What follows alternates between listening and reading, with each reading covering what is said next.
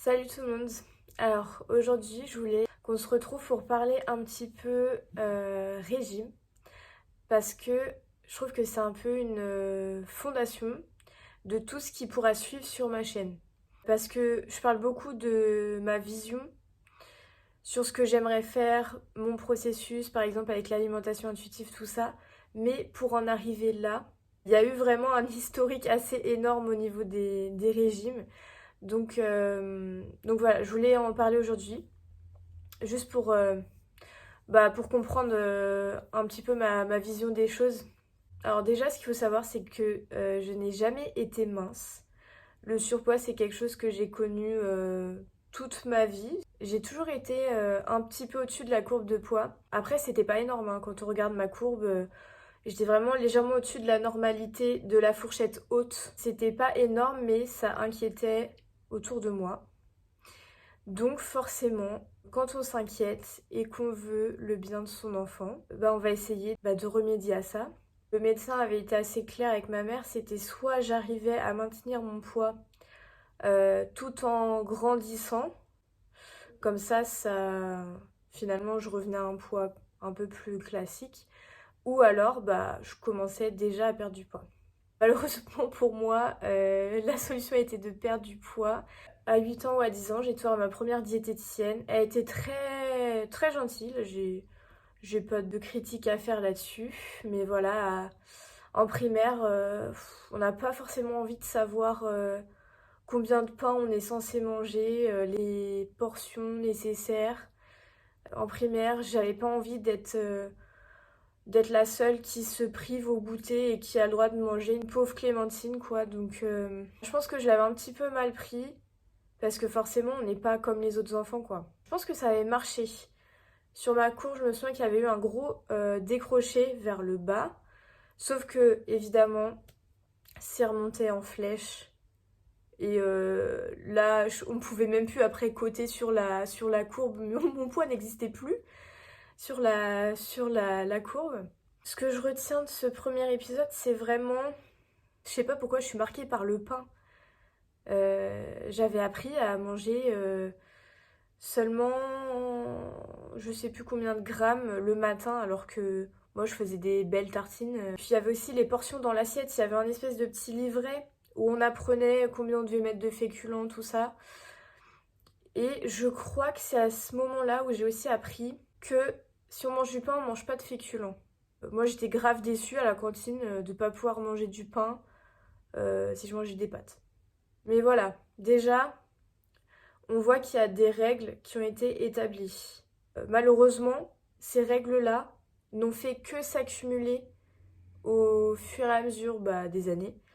Et maintenant, au moment présent, j'ai énormément de règles et vous allez les connaître par la suite. Je pense que j'avais revu une autre diététicienne un peu plus tard, mais je crois qu'avec elle, ça c'était un peu mal passé.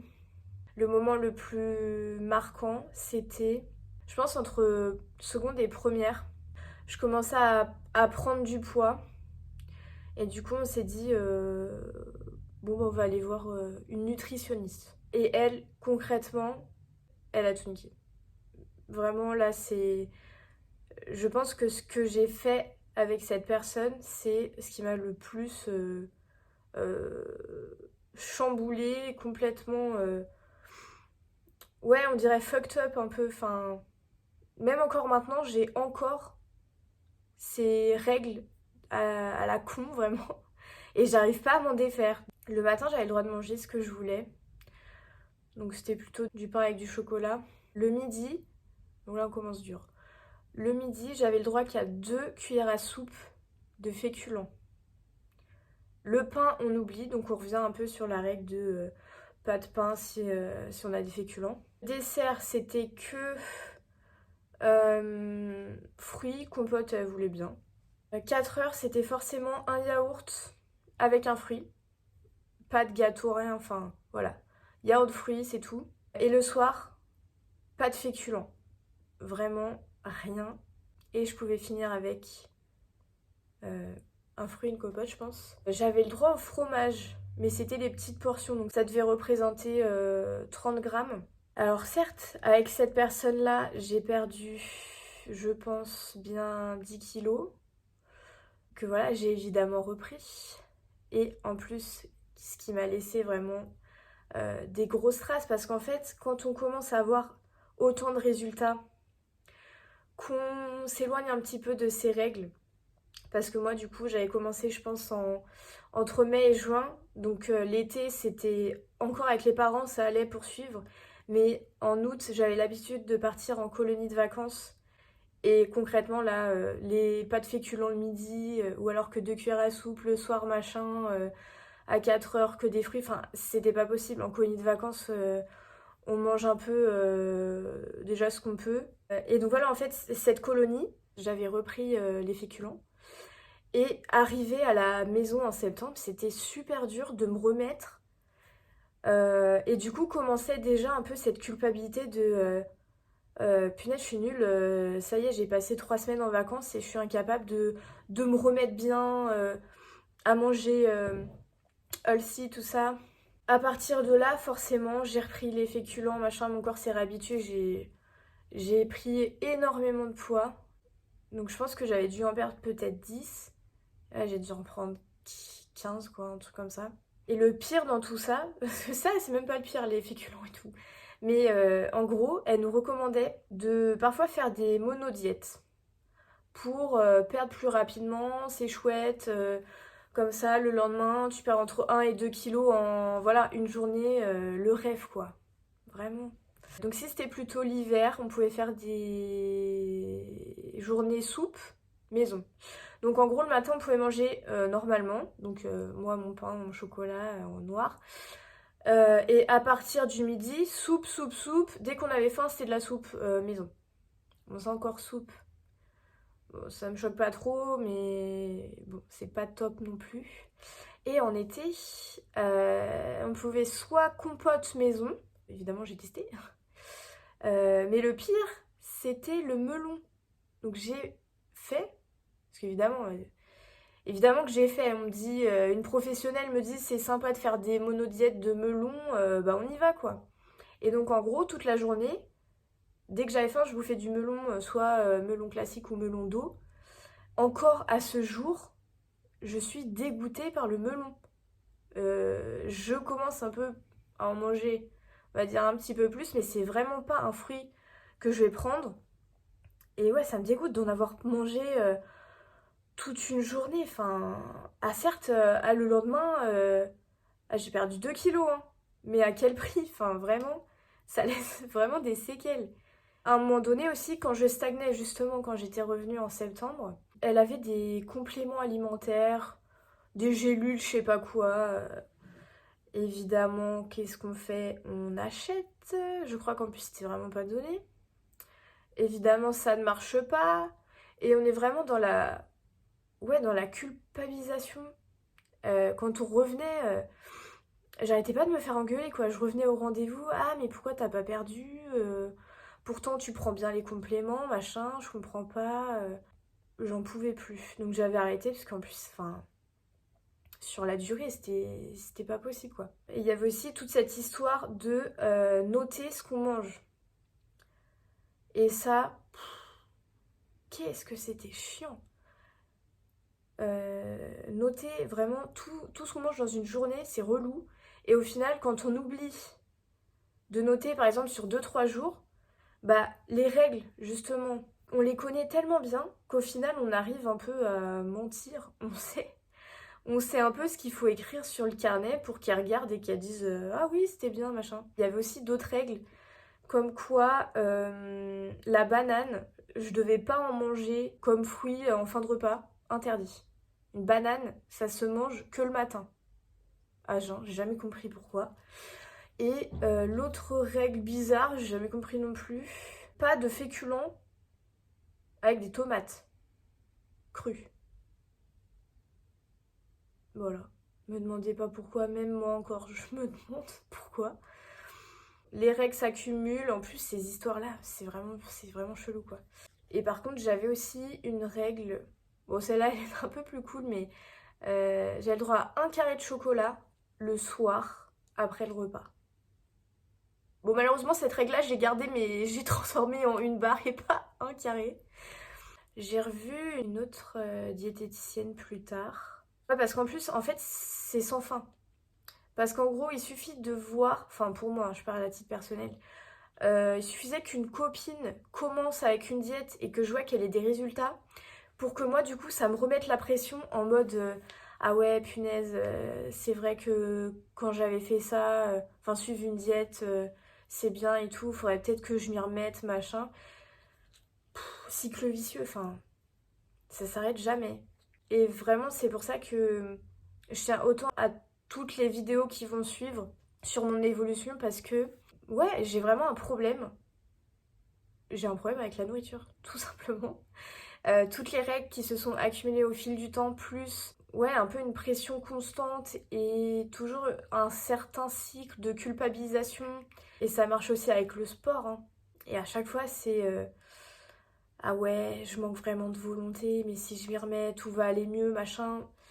Et non, en fait, j'ai compris et c'est pas facile. Même encore maintenant, enfin, c'est que le commencement, mais à force de lire des choses sur la diet culture, ben, on se rend compte que c'est grave de la merde. Enfin, ce sera jamais une solution à tous les kilos là que j'ai en trop en fait. Ce n'est pas la solution. Aller sur un régime, ce n'est que aller vers un échec à plus ou moins moyen terme, on va dire. C'est sûr, tout revient. Encore pire. Et pour encore plus de culpabilité par la suite. Donc en fait, moi là, ma vision, c'est que j'ai envie de déconstruire tout ce que j'ai appris, mine de rien, et vraiment revenir à quelque chose de plus, justement, de plus intuitif et faire plus confiance à mon corps. Et ça, je sais que ce sera pas facile, ce sera un chemin à faire, mais voilà. Ça fait des années que j'ai mis mon corps à travers de rudes épreuves de régime. Je pense que là, je peux mettre mon corps à travers juste un processus de lâcher prise. À long terme, j'aimerais bien d'acceptation, mais au moment présent, j'aimerais surtout de la neutralité. Toutes mes expériences passées, malheureusement, elles m'ont... comment on pourrait dire ça? Elles m'ont modelé telle que je suis aujourd'hui, mais tout est déconstructible, je dirais. Et du coup, j'aimerais vraiment repartir de presque zéro, parce que je sais que j'oublierai jamais certains... Enfin, c'est pas possible d'effacer toutes les années de trauma alimentaire, mais ouais, voilà, j'aimerais vraiment atteindre le point de liberté alimentaire. De pas être là à constamment penser à la nourriture, de pas être... Ouais, enfin, penser constamment, ah, qu'est-ce que je vais manger demain, machin, celle-ci, c'est pas le-ci, ah, ça c'est bon, ça c'est machin, l'huile c'est pas bon, oh, trop de sucre, trop de trucs, vegan, attention, pas trop d'huile. Oui, parce que du coup, j'ai aussi eu ma période un peu vegan, flexitarienne, machin, avec... Comment ça s'appelait? La Starch Solution. C'était carrément l'inverse de ce que j'avais connu. C'était féculents à fond, légumes à fond aussi, et l'huile diabolisée à mort. J'avais bien perdu. Et si je suis là à vous parler aujourd'hui, c'est encore que ça n'a pas fonctionné. Donc voilà, ouais. Juste atteindre la neutralité alimentaire et surtout la paix. Parce que vraiment, c'est une charge mentale énorme.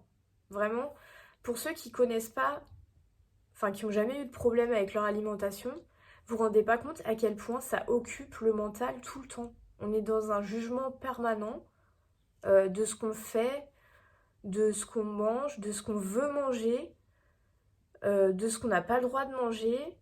euh, et c'est fatigant, vraiment. J'espère vraiment arriver à un stade où je suis confortable autour de la nourriture dans n'importe quelle situation.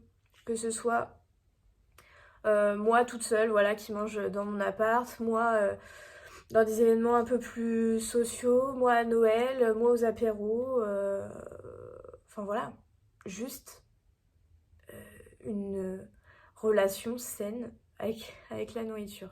Ok, changement de tenue, changement de décor, on a un autre jour. Je suis la Lisa du montage et je viens de me rendre compte que j'ai oublié quelques trucs et je pense que c'est très important à préciser. Quand je parlais de la nutritionniste qui m'a complètement flinguée, il y avait une notion de se préparer par rapport au prochain repas ou alors, si on avait beaucoup mangé, d'équilibrer par la suite. Donc, par exemple, si le soir, on va dire on est samedi, si je savais que le soir j'allais avoir un resto et que j'allais bien manger, bah soit le midi, je devais pas prendre de féculents du tout, ou alors le lendemain matin, le dimanche, je devais manger qu'une banane.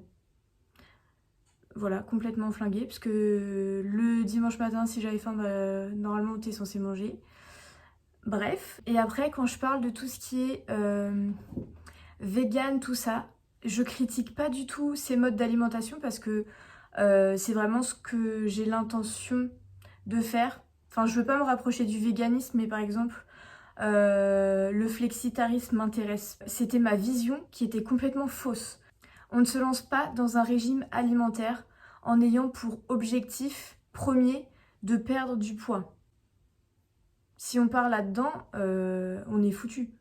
Donc en fait, c'est pour ça que moi, le jeûne intermittent, évidemment, j'ai testé. Qu'est-ce qu'on se dit? Ah bah super, je vais sauter un repas. Et en plus, c'est même pas ça, parce que normalement, c'est juste une réduction de la fenêtre d'alimentation et pas une réduction des calories. Normalement, on est censé manger le même nombre de calories. Donc je m'étais lancée là-dedans, ça avait pas marché, ça me saoulait. En plus, moi, le matin, en fait, j'ai envie de manger, donc ça n'allait pas. Enfin, j'écoutais pas mon corps. Tout ce qui était vegan, certes, c'était bien, mais moi, enfin, j'avais pas fait ça pour les animaux, j'avais pas fait ça pour, bon, un petit peu pour l'environnement, mais voilà, ma vision première, c'était, ah, apparemment, on perd du poids en étant vegan, bah allons-y, quoi. Il me reste plus que ça à tester. Et non, ce genre de mindset, faut oublier. Une façon de manger, c'est juste parce qu'elle fait du bien à notre corps. Donc voilà, en fait, je voulais vraiment mettre cette précision-là, parce que la manière dont je l'ai dit, on pourrait croire que je discrédite ces manières de s'alimenter, alors que pas du tout. Si on y va pour des bonnes raisons, et pas pour seulement et uniquement la perte de poids, enfin, allez-y, hein, le jeûne intermittent, il paraît que c'est très bien pour le repos du système digestif. Vegan, bah forcément la cause animale, l'écologie. Bon, il y a aussi la santé, mais pas la perte du poids. C'est pas du tout ce que j'encourage. Voilà. Bah, c'était ma précision. J'espère que ce petit retour sur mon parcours vous a plu.